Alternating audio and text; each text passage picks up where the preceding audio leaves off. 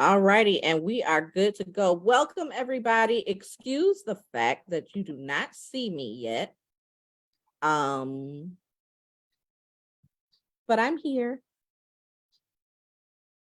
I just keep getting choppy. But today is home ownership, and this is our Mortgage Monday series with Eric Driver with Southeast Mortgage. And I have on today Aaron Barfield that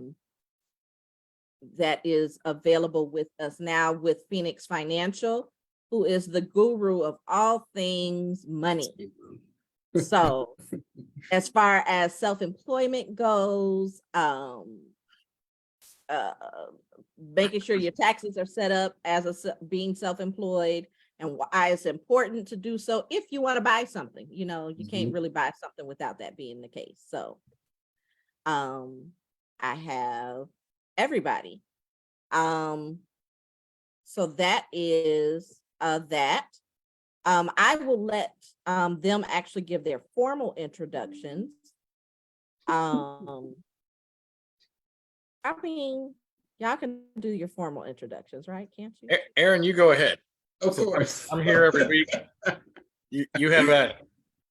Sure, we'll go with that. Well, Nikki, first off, thank you for having me. Eric, nice to meet you. For those who do not know me, name is Aaron Barfield. I am founder and CEO of Phoenix Financial Services. As Nikki shared, we are full service accounting, tax, advisory, and compliance. So from that standpoint, all things that your business needs. And I was privileged to come on today and talk with everyone who wants to learn and get more information on home ownership and being an entrepreneur going down that ownership journey. So glad to be here. We can talk more business and stuff later. That's me. There we go. Awesome. Hey, my name's Eric Driver. I've been with Southeast Mortgage now for about 8 years. I've been doing this for 18. Love what I do to try to get people into the American dream of home ownership. We're going to be going over self-employment today, what you need to know about. I'll be referring a lot over to Aaron. Just some of the stuff I'm not going to be able to answer. I'm also going to be trying to make this as simple as possible. We're going to be doing some of the basics because I don't want people glazing over and going, oh God, okay, just turn it off here. Just keep a little bit of an open mind. We're going to be going through some stuff. Aaron will be understand probably most of everything I'm going to say. There's a little difference between what he does and for his clients and what we want as a mortgage company. But we can get into that later. But yeah, I'm Eric Driver, and we'll get started here shortly. And then I'll try to answer any questions you have. But some of those questions go a little bit too far down the rabbit hole. So you can call me later on that. That way we can keep on trucking and get through this and then get into more detailed stuff later if it needs to be. Wonderful. Wonderful. Well, let's jump in, fellas. The first question, or the first thing that we've already identified we have to discuss, are taxes and purchasing a home as an entrepreneur or being self-employed or a 1099 employee. What do you need so I don't know if we should start with Aaron on what your taxes should be done or what they need to look like. Because I know I've had people that are self-employed and write off everything they possibly can, and they might make deposit wise $85,000 a year, but on their taxes, because somebody else, their homeboy's baby mama's sister, did their taxes. I had one of those. Yeah, Those are always good. Yeah. The stories that I hear. So I had a family member do my taxes, and I'm like, here we go. Fun. those are always good. And looks like you made your deposits say $85,000 a year, but your taxes say $25,000 a year. Yeah. One of these things don't add up. So for purchasing, Eric has already said that, hey, I need to know what your income really is. But if your taxes don't match with your deposits, then you got to go talk to Aaron over there. A little bit. A little bit. Eric, I'll let you start on this one. You want me to start on this one? All right. Absolutely, I'll jump in. I'll take it and just jump in when I can. So I'm just gonna I'm gonna do a basic overview of what we are needing, what is required, and a few other bits and pieces when it comes to tax returns. So when you're trying to purchase a home, if you're self-employed or you get paid 1099, doesn't matter. They're both looked at the same. From your employer, tax returns are going to be required for income verification. These can consist of personal tax returns, business tax returns, corporate tax returns. Each one of those has different numbers: 1040s, 1126, 1065s. The last 2 years of tax returns are usually what is needed for income verification, but in some cases we will take a 1-year tax return, and that's the only thing that's required. But those aren't often, and I'm not going to go down that hole.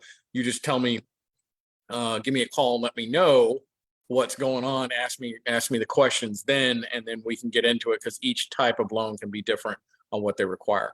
We're going to require to see the federal IRS tax return, all pages, all schedules. We do not need to see your Georgia state income tax returns unless something comes up, like, hey, we see payments to Georgia state for tax payment. Then they're probably going to want to see it, because now you've just raised a question of a liability. But other than that kind of thing, if it doesn't come up, we're not going to ask for it. The first 2 pages of the tax return will not be enough information. So if someone asks for tax returns, do not just send them first 2. You want to send them the complete and total, all pages, all schedules. Once we receive the tax returns, we're going to review all the pages and all the schedules to see what's been reported. The main sections that we're going to be reviewing on your personal tax returns, the 1040s, which is always going to be required out of pretty much all those, is going to be page 1, page 2, and Schedule C and Schedule E, depending on what you've got going on. These schedules are going to show the income and the write-offs, deductions that you received for the year. When we're reviewing these schedules, we're looking for the gross end adjusted income after all deductions. It's very important. A lot of self-employed people think, hey, I've got my gross sales receipts up here of $1 million. I'm okay. It's not how it works. Aaron, his job is to try to make that number as small as possible so that you don't pay taxes on it. But that's what? But go for it. I'm waiting on the That's but. exactly the opposite that what I want to see, because the more deductions that you have, the less income I'm going to be able to use, because it basically says, hey, this is what I paid to do to go to work. So once we do our income calculation, which can be quite complicated depending on the situation, in some cases we can add back some of the deductions to increase the end result for your income. It's not a lot of stuff, but it's some. Business tax returns, so those are 1120s. We'll be looking at the first 2 pages to calculate the income for the most part in the same way. But you must have your personal tax returns completed. You cannot just have business returns and say, okay, here's my business returns, because it doesn't work like that. Your personal tax returns have to be completed if you have business tax returns, as the income from the business tax returns flows over to your personal to show how much income you'll be paying on taxes. That's a good baseline so far. Can I keep going? Aaron, you okay? I will jump in for a very, very quick second. Go for it. And the only thing I'm going to say, and Eric, you hit the nail on the head. So when it comes to taxes, as Eric mentioned, there's a difference between your taxable income and what you want to show at that bottom line versus what you want to show if you're trying to qualify and get a home. Ultimately, everybody wants to pay the least amount of money when it comes to taxes. But when you're trying to purchase a home, paying the least amount of money when it comes to taxes is a double-edged sword, because it will make it look like you do not have from your business enough disposable income to ultimately get and move into a home. And though that higher bottom line taxable income number will hurt on a tax bill, it will show a lender or someone like Eric that you are able to pay your bills. So when filing your taxes, pulling all of your deductions and everything that you want to write off, that is something you want to keep in mind. There is going to be a little bit of a balancing game between how much do you want to show that you can afford for a house versus how much you're going to pay when it comes to that tax bill. That was the only thing I wanted to add, Eric. No, that's perfect. And I can help with that. If you haven't filed your taxes yet, Aaron can do them, but do a preliminary copy where he has not put it to the IRS. And then I can take a look at it and we can go over it together and see what's what as far as going on with your income. So just keep in mind, I did $1 million this year. Aaron wrote off 990,000. So now I'm showing 10,000 at the end. That's all you're pretty much going to get. Again, there's some stuff that we can add in, but we'll that's for another time. So we're going to also look at the final income calculation for each year. So again, we usually have to have about 2 years. If the income from the previous year to the next year, if the income is decreasing or inclining, or excuse me, increasing or declining, that's something we're going to pay attention to. So 2021, I did 90,000. 2022, I did 75,000. Well, that declining income is going to be heavily scrutinized. Is that going to be a trend type thing? So the main thing we're looking for, has it been, is it declining for more than 20%? If it's more than 20%, I can go ahead and tell you it's going to be much more challenging to try to use that income and for any type of purchase. And that's really going to need to be reviewed by an underwriter to see what type of documentation will be needed to prove that was kind of a just this year thing. Because what they do not want to see is a trending of declining income on any type of business tax returns, especially 20% or more. All right, so We have a question yes, and within our live. What if the person that has the business income is also 100% disabled with the VA? So they're getting that disability income and they have business income. well, we're talking about two different things. So Types of income. yeah, it's going to be type of income. Only thing we're talking about today is going to be self-employment tax return 1099, because you don't have pay both. tax. Huh? They have both is what the question is. Right, but that's a different type of income. So if you have retirement, VA, disability, W-2 income from another job, you can even W-2 yourself from your own self-employment, which can be on your tax returns, and we can use that income.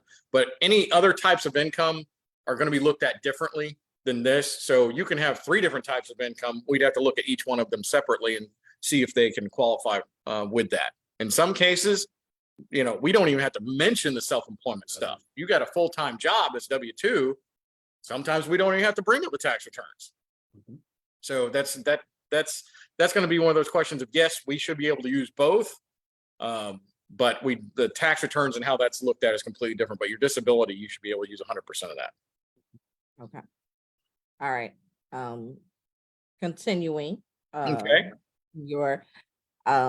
Did you want to continue on that one, or did you want to go to the next question? No, I'm still got one or two more Okay. parts. Aaron, did you want to break in on any of this? In that, the thing that I was going to add in at the very end, so I'll just say it now only because you opened it up. And Eric, you can speak to it and correct. One thing that I have come to realize when working with lenders and mortgages is they look for consistency as well when it comes to that business income. So for example, if you are an entrepreneur and you have a Schedule C, but you elect to change your business type, and now your Schedule C is a K1, that can be explained.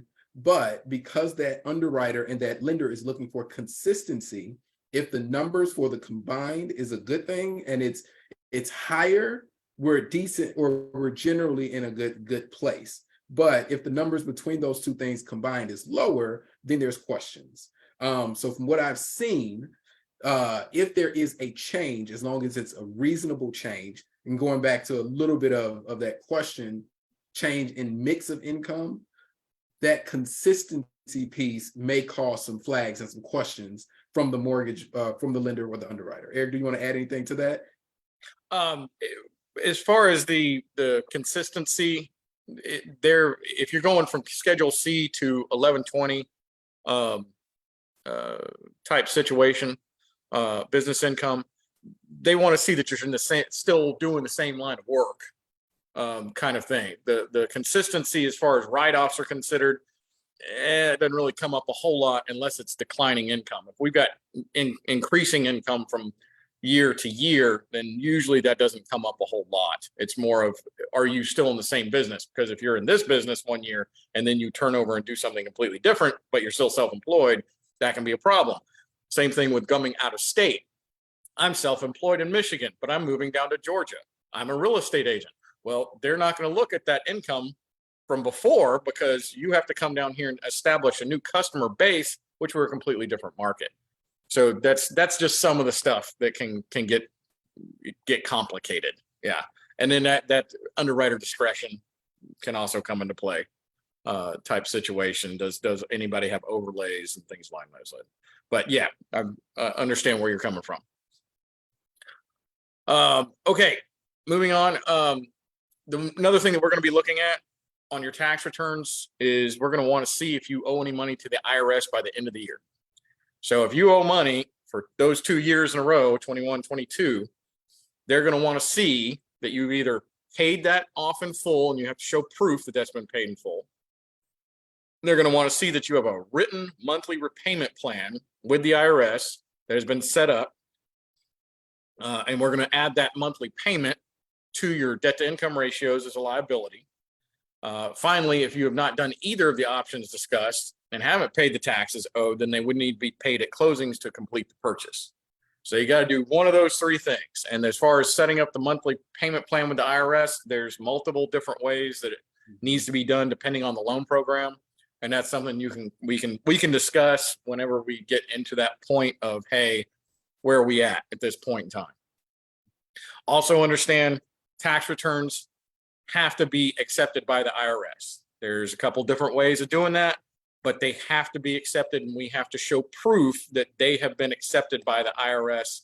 If we don't have the proof that you've actually filed them, you're not going to be able to close. It's just one of those requirements that we want to make sure that they match up what you submitted and what we're going to get back on the 4506Cs.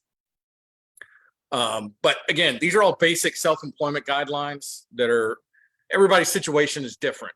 And it can be much more complicated depending on what was reported on your tax returns or haven't been reported on your tax returns. So if you have any questions, call me. Let's have a conversation. If you haven't done your tax returns, call Aaron. And then he can call me and say, hey, we got the tax returns completed, but I haven't filed them yet. Great. Let's take a look. Conversation. You know, have the conversation. We want to know what's going on. Is that going to fit your particular needs as far as purchasing a home? Or are we going to need to make some adjustments on that and deal with those adjustments as far as the tax implications to make it work? So, you know, that's one of those things we can just have on a conversation. That's what I've got for the tax and purchasing home part. Do we want to move to the next one? Aaron, do you have anything to add? No, that's good for me. The big thing, again, make sure you're reporting all of your stuff. Because ultimately, again, the more money that you can show, the better it is. So for us who are business owners and we have that 1099 or business bank account, Cash App type of business structure, make sure you are doing a good job of actually reporting and recording what is business income and do an even better job of separating what's business versus what's personal. Because all of the stuff that flows into your tax return is going to be considered when it comes to getting you qualified for that mortgage. And that's one of those things we're not going to ask for bank statements because we don't look at deposits for bank statements for the most part on a business account. Those deposits, you're putting them into a personal account. If they're over a certain amount in a lot of places, I got to source each and every one of those deposits.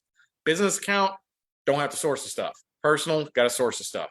If you got to use money from your business account, in a lot of cases, if you got to come out of your pocket or you want to use your business money money for a purchase, down payment, closing costs from a business account, a lot of times they're going to want to see a letter from a CPA stating that withdrawal will not affect your daily processes and how your business works on a normal basis.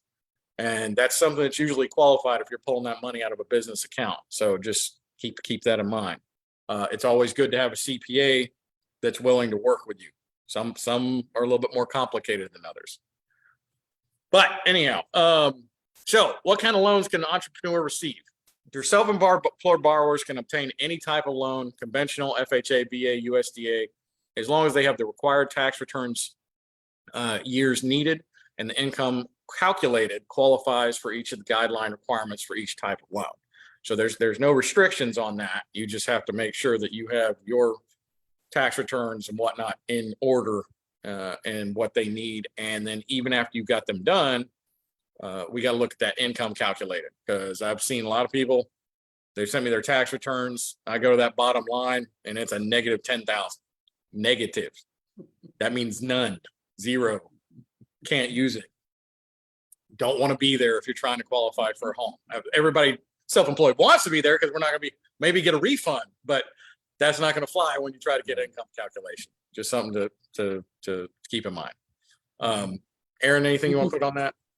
Which is why you have Aaron do your taxes versus your homeboy's baby mama's cousin, sister. Right. Unfortunately, the baby mama cousin assistant, they're gonna write off everything that they possibly can. In some cases good, in some cases not so good. But in either case, as Eric just said, because that's going to reduce your taxable income, it's not going to put you in a good situation for sake of getting that mortgage. So be mindful. Anyhow, so next question. What is a bank statement loan? These are interesting. Bank statement loan is for those self-employed borrowers that don't have tax returns to provide for income verification. That means you didn't call Aaron, or you use the baby's mama and your income shows negative $5,000. These are what those loans are for. The bank statement loan is considered a private investor loan that creates its own guidelines to underwrite the file as they see fit. They're not governed or bought by Freddie, Fannie, Ginnie Mae, VA, USDA. They got their own thing going on. So unlike standard types of mortgages, the investors can change or add the guidelines at any time if they feel it necessary while underwriting the file. You don't have that issue 9 times out of 10 with a standard type of mortgage. The conventional FHA, VA, USDA is pretty much all set in stone. We don't try to add or subtract anything from that. Bank statement investors will also set their own interest rates for these type of loans. He who has the gold makes the rules. It is their own gold. It's their own loans. That's what they're floating the loan from. In most cases, they're going to be more expensive than your standard type of loan. So if you're trying for a bank statement loan, be prepared for a higher interest rate. Yep. It's just the way it works. It's a much riskier loan for them. They're going to charge you more upfront, more over the life of the loan to try to get those to get one of those completed. These loans will also usually require a decent credit score to qualify, 680 usually and above. They're usually going to be requiring a bigger down payment of 10 to 15% to obtain that type of loan, because they want to see that you've got some skin in the game. In most cases, the investors will require 12 to 24 months of business or personal bank statements to calculate the income, but in most cases, they will not accept both. It has to be one or the other. So you can't say, well, I've got both incomes coming in. They're gonna be like, nope, pick one and go from there. The investor is only going to give you a certain percentage of that income that they've calculated for each type of account. And usually the personal accounts are going to have a lower percentage that will be given. So don't think that you've done all the calculations. Oh, I've got an average of $30,000 over the last 12 years each month. Nope, they're going to come in and cut you a percentage, anywhere from 75 to 50% of that. And depending on what is on your bank account statements that they go over as far as spending, you may have a company truck on there. They may take that out of that percentage depending on what's on there. There's a lot more that can go into the personal or there's a lot more that can go into the income calculation depending on the payments, on when they review the bank statements, etc. That's pretty much a basic overview on how bank statement loans can work and what is needed. But please understand, these guidelines can differ from company to company that offer the bank statement loans because it's their own paper, which means this company's floating it. They think this needs to be done. This company's floating it. They think this needs to be done, and they can be completely separate. So just keep that in consideration. This is just a very basic situation. But if you don't have tax returns or everything's written off, this is pretty much the only loan that you're going to be getting unless you get a non-occupant co-borrower or co-borrower to go on that loan and float all the bills with you, or that you may have, or any liabilities, because you're not going to show any income kind of situation. So yeah, Aaron, do you want to put anything on that? There unfortunately is nothing to add to it.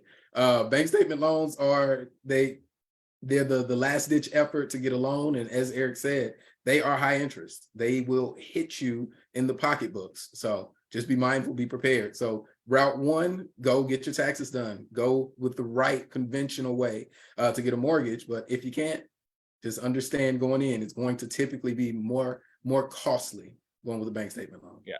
And we do have investors that do bank statement loans that we work with here at Southeast Mortgage. So that's something that is a possibility. Again, just give me a call. Let's take a look and see what's going on with the situation before you assume, hey, I need a bank statement loan. Let's take a look at your taxes, or if you haven't done your taxes, again, we'll go over that as well. All right, next question. We have a question. Sure. We have a question in the live. It's how many tax return years would you need to show with income to qualify? 2 is usually standard. Yeah. 2. So the Two last is 2, not, well, I did 2019 and 20. Nope. We want to see the most recent 2 years tax returns. In some cases, we can get away with 1, but don't count on that. 2 years is usually standard. And then they're going to take an average if it's increasing income, excuse me. If it's decreasing, as long as it's not 20%, they're only going to take an average 12 months of that last year. So Eric, I have a question just to add on to that. Sure. If we're in the middle of tax season, is it still current tax year and the previous year, or is it the previous 2 years from there? Good question, Aaron. So if you're in the middle of tax season, you haven't completed your tax returns. In some cases, it is best for you not to complete your tax returns. And in some cases, it is good for you to file an extension. And that way we don't have to show those tax returns, especially if you're going to be owing money. So that means we don't have to pay those taxes because they're extended until October. We're going to use the last 2 years from there. So now we're in 20 and 21. However, 9 times out of 10, they're going to ask to see a profit and loss statement that can be put together for the overview of the year that is in question or that is in extended, to make sure that our end result is still averaging out the way it should be from the year before or better. Excellent question, Eric. Thank you so much, Eric, for clarifying. Yes, sir. All right. Next question. Can I get DPA, which is down payment assistance, as an entrepreneur? And the answer is yes. You should be able to qualify for down payment assistance as long as you qualify for the DPA's debt to income ratios and the credit score requirements per the debt down payment assistance guidelines. So it doesn't really change as far as I know. That there's not going to be any difference, except in a lot of cases, down payment assistance will ask for 3 years tax returns, not just 2. They want to see what's going on, trending, so on and so forth. Their guidelines for down payment assistance are usually much more complicated, or can be more strict than just going your standard type of loan that's out there. But yes, you should be able to get that depending on you qualify for it or not. All right, last question. How does my business need to be structured to buy a home? Well, I'm not sure I can really tell you how to structure your business for a purchase. What I can do is kind of give a couple of bits and pieces on here that may make things more simplified. So when you're a self-employed borrower, you will want to complete your tax returns each year so that we can do an income calculation. You don't do your tax returns, we're stopped right there unless you have some other source of income, co-borrower, non-occupant co-borrower, spouse that's W-2'd and whatnot. we don't have anywhere to go because I can't tell you what your income is going to be. Like Aaron said, please keep in mind, the more you write off on your tax returns, in most cases, the less income we'll be able to use for a new purchase or refi. And again, there are certain spots on there: depreciation, depletion. There's some other little bits and pieces. Sometimes we can add back in business mileage for a certain percentage. But for the most part, all that stuff gets written off and I can't add it back in. If you haven't completed your tax returns, those will have to be completed before we can do any type of income calculation. Sorry, but went over that. Also, you may also want to register your business with the state or register for a business license, as should make it easier to have a third-party verification that your business is valid. This is a quirky little guideline, but even though you pay taxes, I can show that you've got the tax returns, that you've registered them with the IRS. Mortgage companies still want a third-party verification to verify that business is valid. Does it really make sense on my part? I don't know. But it's either going to be registration with the state, business license, or CPA letter stating that, yes, I've done their tax returns and they are a valid business as far as I can tell. Right. Kind of situation. Those are some bits and pieces that can kind of help you structure, I guess, your business in a way that is going to be less complicated once you go to try to purchase a home. But go ahead, Aaron. Yeah, I was gonna say just a couple ads. So Eric mentioned just making sure that your business is registered. For those who do not know, 9 times out of 10, you cannot get a business bank account, which is another one of those things that can be used for validating income without having your business registered in the state. So if you go to the bank, you say, I have a business, here's the name of my business, and they go to do some type of third-party verification, whether it be with an EIN and then through a state registration. If they can't find that state registration, again, in most cases, you're not going to get that business bank account. So going back to the difficulty and the challenges of that personal income thing, get registered with the state. That was what I was going to add. Go ahead for it, Eric. Yeah. The final thing is they're going to try to get another verification that your business is open and operating. This could be website, sales receipts, business accounts showing deposits. I mean, there's a couple of different things that we can do to make that happen, but just make sure that your business is actually having you've got business going on. If you say I've got this self-employed business, but then we can't prove for the last 3 to 6 months that you've made any income, that could be problematic. But again, let's take a look at it. You may have some new stuff coming in that we can prove. That's kind of a few more bits and pieces of what it will make life easier if you're trying to buy a home and being self-employed. Again, everybody's situation is different. And until I look at your tax returns, go over your situation personally and see what's going on, we just don't know what we're going to need or how we're going to have to go forward until all that's reviewed. So if you call me, hey, I haven't done my tax returns, call Aaron.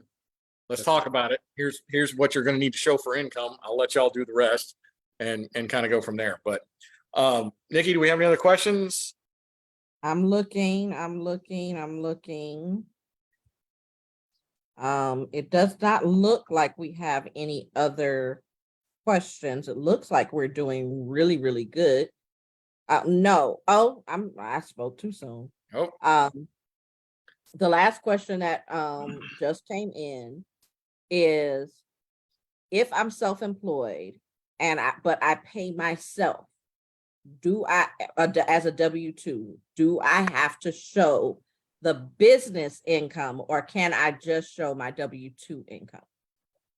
Once we figure out, and we will figure out that you're self-employed, they're going to ask for tax returns. Now, we will use that income as compensation to officers. Should be on there at some point in time, or W-2 income, because you go through a payroll company or something along those lines. We will use that income as long as it hasn't increased 20 plus fold in the middle of a year or something like that. Usually you want to see, and go back to Aaron's thing, consistency when it comes to that W-2 thing, because underwriters know and investors know, oh, hey, I see that you just increased your W-2 income from $2,000 to $5,000 a month, and you're now trying to buy a home. They may take an average out of that, but yes, you will still need to show tax returns, period, because once they find out and they do run fraud reports that that business is owned by you, it's going to come up. Just a point to add for those who may try to pay themselves a W-2. To pay yourself a W-2 and you are the business owner, your business structure cannot be an LLC. From a tax and legal standpoint, just for those who do not know, your business cannot be an LLC. LLCs or Schedule C people are paid not by W-2 on your taxes. You're paid by distribution, and that is not a taxable thing. That's you're going to pay taxes on what you make, and it is what it is. But if you do have, like Eric was talking about, an 1120 or a 1065, then you can put yourself on W-2, just for information for those who may be considering doing it or have done it. Oh, and by the way, 9 times out of 10, you can't purchase a home in the business name. It's got to be a residential purchase. They want you to be personally liable. Can you change the title and put it in the business names afterwards? Yeah. Not saying that's always the case. An occasional exception may be made, but we have to talk about it from purchase to purchase. But 9 times out of 10, it has got to be in your personal name, credit report, all that good stuff. Because if Lord forbid something were to foreclose, they want to make sure they know who they're going after. Nikki, right, what else we got? That looks like that was our last question. We don't have any other questions other than the ones that we've already discussed. So at this point, for those who have filed extensions, or you went on TurboTax and you did your own taxes and you realized, I'm gonna owe $10,000 this year, and so you filed an extension because you're not sure if you did everything correctly. You probably need to call Aaron Barfield. So Aaron, how do they reach you if they went on TurboTax thinking that they could do their own taxes, but they really couldn't do their own taxes? Absolutely. So we can be reached a few different ways. The easiest is website, and that website is spelled out www.PHOENIXFINSVCS.com. And on there, if you want a consultation, there is a place where you can go in and you can enter your information, have a free consultation. Again, that free consultation where we'll talk through the situation, give some advice, let you kind of know what's going on. Of course, you can always find us on Facebook, Twitter, Instagram, and the list goes on. But the website will be the easiest place to find us and to get that free consultation set up so we can talk through your situation and see how we can help pass you along to Eric in the best situation possible. So, another question. Should they tell you up front they're trying to buy a house and they don't know what they've done? Absolutely. And the reason, as Eric has talked about up until this point, if you're not trying to buy a house, we don't have any considerations on the things that we want to write off. So if there are things that you are eligible to have deducted, then we're going to go ahead and deduct them to get you the lowest tax bill. But if you're in consideration of buying a house, we may not want to write off every single thing because you'll end up having a negative income or a negative profit after it's all said and done, AKA a loss. And that may not be something that'll help you out when it comes to getting with Eric and trying to get qualified for a house. That will not help you out. Will not work. So yes, we should have that conversation up front. Absolutely. All right. So contacting Aaron, getting your tax situation figured out. Oh, well, sorry, Aaron. You're on the, what if I filed my taxes? I had my baby mama, sister, cousin, whatever. I'm paraphrasing. Do my taxes for me. And I realized they got me a refund, but I actually owe. I really should owe. Amendments are a real thing. Amendments are a thing. I'm gonna let Eric jump in for the other side of it, but amendments are a thing. So go ahead, Eric. If you don't have to amend your tax returns, try not to. Get it done right the first time, because that can be complicated. Yeah. That can be real complicated. Just know in advance going in, any amendment is going to take at minimum 5 months for the IRS to recognize and acknowledge it. 5 months when trying to buy a house is a long time. Long time. Market changes, rates change, a lot can change in 5 months. The So house will just be gone that you want. Yeah. In 5 months. 5 The months house is a that you want will be long gone in time. 2 weeks. Yes. I will say, do not wait to get your tax returns looked at by me or Aaron. Get it done early. Don't start shopping for a home and go, oh, I found the one I want. Here, Eric, here's all my tax returns. Don't want to do that. No, let's get this done way ahead of time. Hey, I think I'm going to shop for a house in 3 months. Fine. Let's take a look at the tax returns, because if they're already filed, doesn't matter. We're waiting another year, provided this isn't, March or February when you're trying to file taxes. Let's take a look now. Let's see what's going on. And then if we need to get Aaron to do the taxes that are either delinquent, or the taxes that are on extension, or if we even need to keep the extension, let's take a look at that now. Do not wait until the last minute. Same thing with most agents. If you got a self-employed borrower that you're working with, make sure they get to a lender, preferably me, and let's take a look at those tax returns, because Aaron and a lot of CPAs are going to do everything they can to make sure you don't pay taxes at the end. Very problematic. Just saying. So let's take a look at it as soon as possible, and hopefully we don't have to amend anything. Agreed. And telling the CPA up front that you're trying to purchase a home Yes. when in the next 3 months and it's February and they're about to do your taxes would be a wise decision. Very Yes. good decision. But even before that, if you're on extension, let's take a look.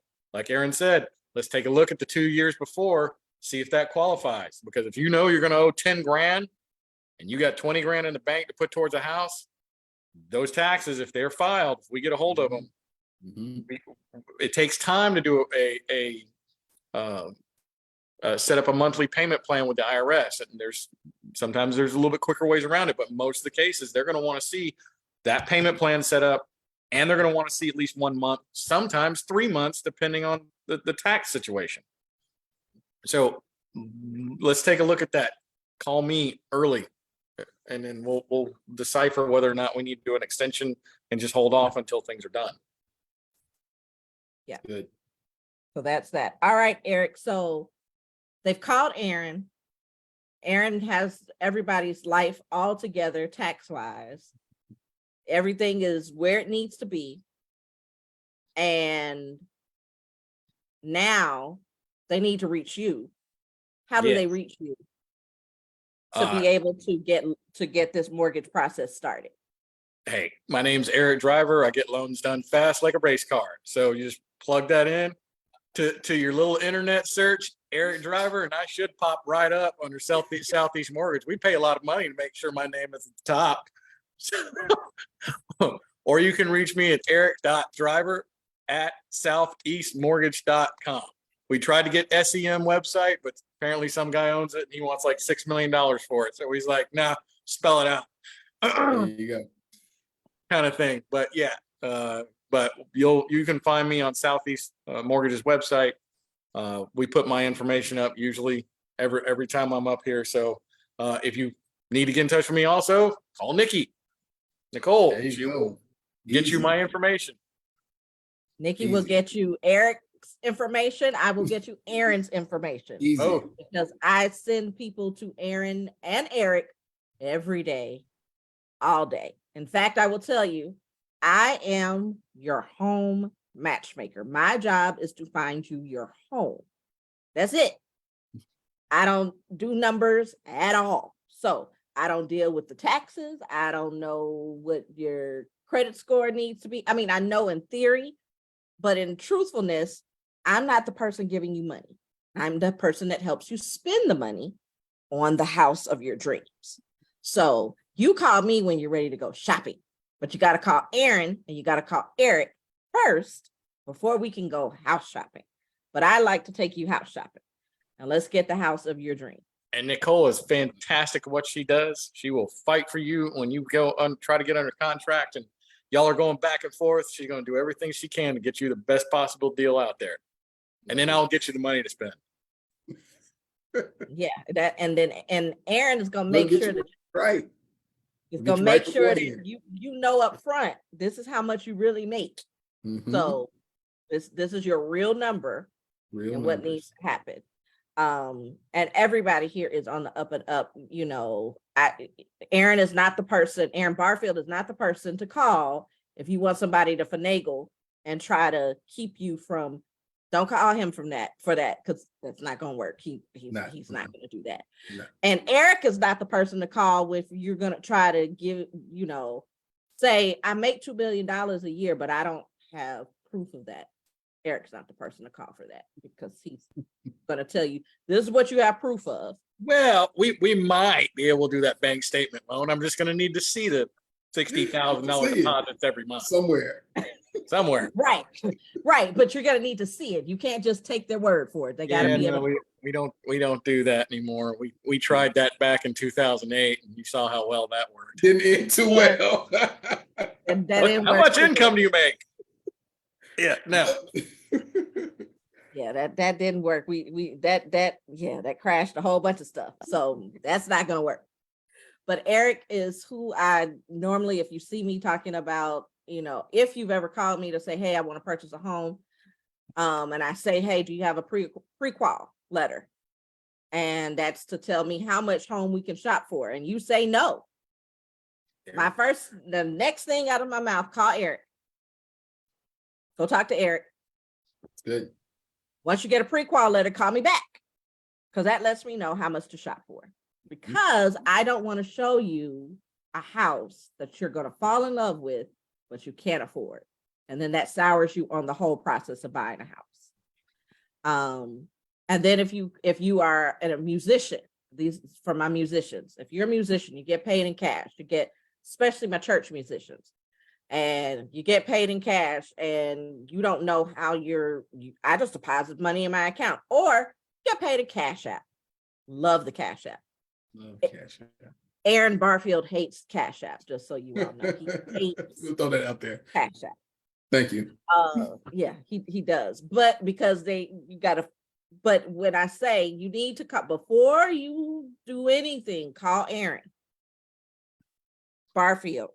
We will have them help you set up what you need to set up. Make sure you're paying your taxes as you're supposed to be paying them, and not listening. And you know, he has letters behind his name and numbers behind it, because he's an actual licensed CPA.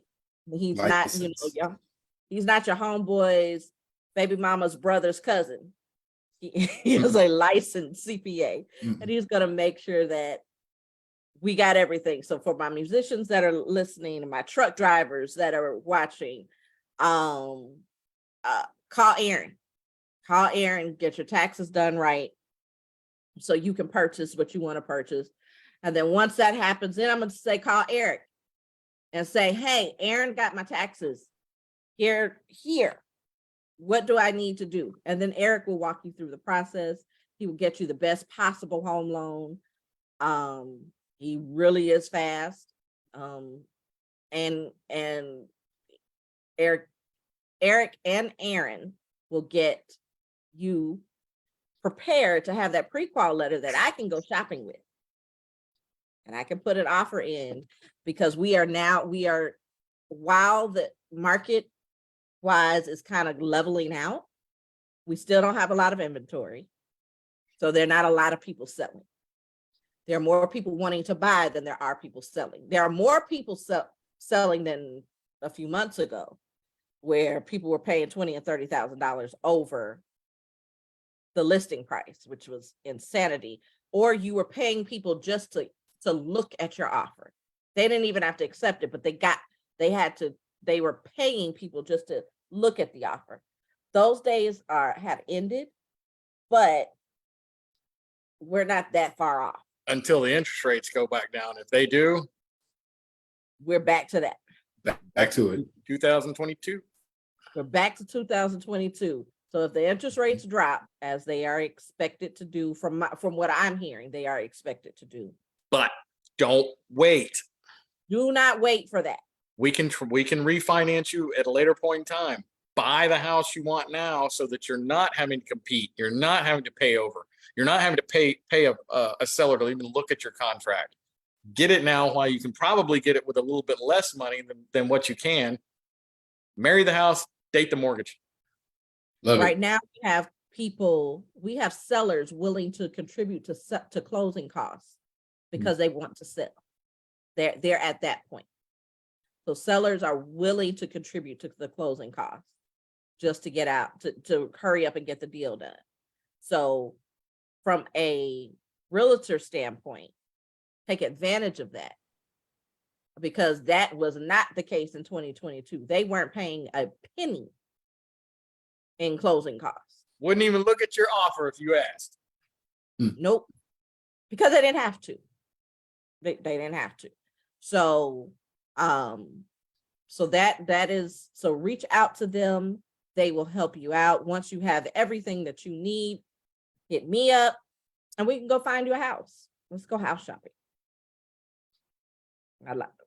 So if we have no other questions, nope, we don't have any other questions. Thank you, Savannah Barfield, for posting the how to reach Aaron. We appreciate you. So if you have any other questions, and I'll put the information also in the chat like I always do, but if you have any other questions, reach out to them directly. And then once you have that pre-qual letter, reach out to me and let me know that, hey, I'm ready to go shopping. All righty. So thank you all for attending today's Mortgage Monday. Next week is disabilities. I got it right here. Hold on. Is that the week after? Buying while young and or single. Yes, buying young or while single. So yeah, and we'll have my daughter will be joining us for that one, because my daughter bought her home at 20 years old while she was still in college. Nice. And single. Awesome. Yeah, so she joined us on that. She said, hey, you had me buy my house before I messed up my credit. Yes. I did. That's one way of putting it. She said, I realize now what you were doing. I'm glad you do. That's good. Yes, before we had to have somebody fix your credit, or before you even understood what your credit was and you had an excellent credit rating, let's go ahead and buy this house. And could afford it. And she got it before, she got it pre-COVID. Well, the very beginning of COVID. So interest rates were really, really low.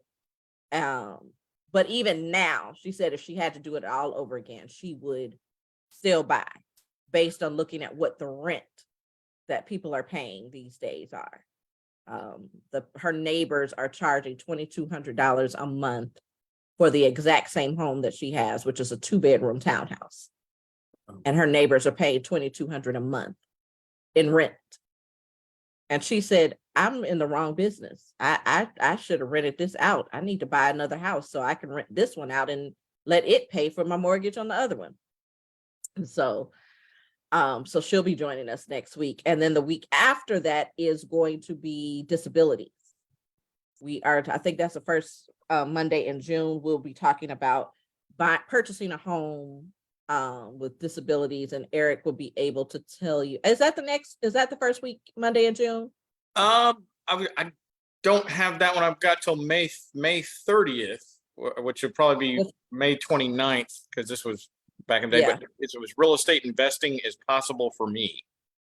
Okay, the real estate. Then June is the first one for disability. Gotcha. So real estate investing is our last one in May, and then June we talk about those with disability income. And we touched on it before with VA, but there's some, Eric will be able to tell you, there are some home products that are specific for disability income, and what that looks like. But people with disability income absolutely can purchase a home. So we'll be talking about that. So Aaron, thank you for joining us for our entrepreneurship and 1099 conversation. I know, Aaron, I send a lot of people your way who tell me that they want to buy, but they don't know what their taxes look like or what a tax return is. And can I just use my bank statements? And I say, you can, but you want to call Aaron first. So if I send you to Aaron, it's because I want you to get it done right the first time. Get it done right, indeed. Thank you so much for having me, Nikki. Thank you for Thanks joining for us. coming, Aaron. Absolutely. Yes. Thank you much, Eric. Nice to And meet you. Eric, Always thank you pleasure. for the lender, the guru of all lending. Just work here. Just work here. But I appreciate it. And it's always a great time. I'm glad I'm able to help people try to understand a little bit better about what there is to get into this, because if you don't do it every day, you're not going to know. That is the truth. That is the truth. So this will be up. I will share it again on my personal page. I will also Aaron and Eric, I'll send it to you all. So if you all want to share it yourselves, you can. But the goal at the end of the day is to help people who want to purchase a home. And that's what we're here to do. So thank you all for joining us this evening. You all have a wonderful, wonderful night. And